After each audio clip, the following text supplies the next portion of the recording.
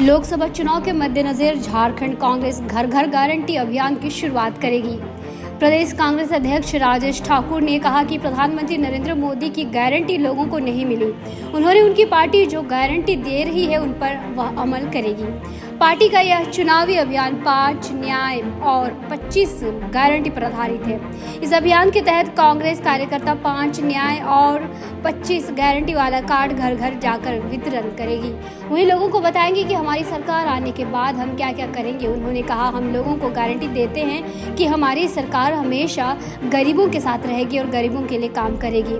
मोदी की गारंटी लोगों को नहीं मिली। मोदी जी अपनी गारंटी की बात करते हैं लेकिन उनकी गारंटी कामयाब नहीं हुई। उनकी गारंटी लोगों को नहीं मिली। उन्होंने हर साल 2 करोड़ नौकरियों की बात की लेकिन लोगों की नौकरी नहीं मिली। उन्होंने 15-15 लाख रुपए का देने का वादा किया लेकिन यह गारंटी भी पूरी नहीं हुई। उन्होंने आरोप लगाया कि किसानों से किए वादे भी मोदी सरकार ने पूरे नहीं किए।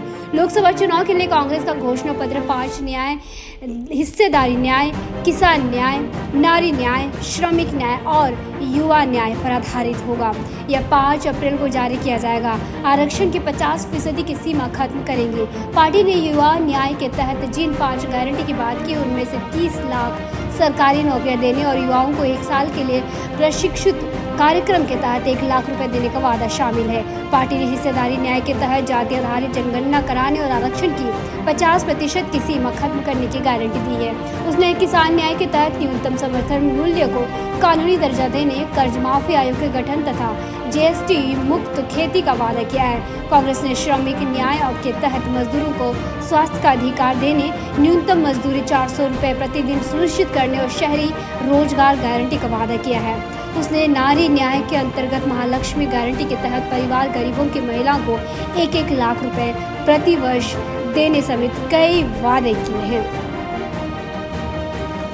चुनाव का दौर शुरू हो चुका है, बावजूद हम प्रयास करेंगे कि अपने सीमित दायरे में रहते हुए घर घर तक जिस तरह से लोग वोट मांगने जाते हैं, हम सिर्फ वोट मांगने नहीं, उनको गारंटी देने जाएंगे। और जो तमाम तरह की बाधाएं आपको दिखाई देती है, चाहे वो किसानों के लिए, युवाओं के लिए, नारी के लिए, और जो आरक्षण के मामले में आप देखते हैं कि 50% का जो आरक्षण है उसका दायरा नहीं टूट रहा है, तो न्याय देने के लिए हम उस दायरा को तोड़ने का भी प्रयास करेंगे।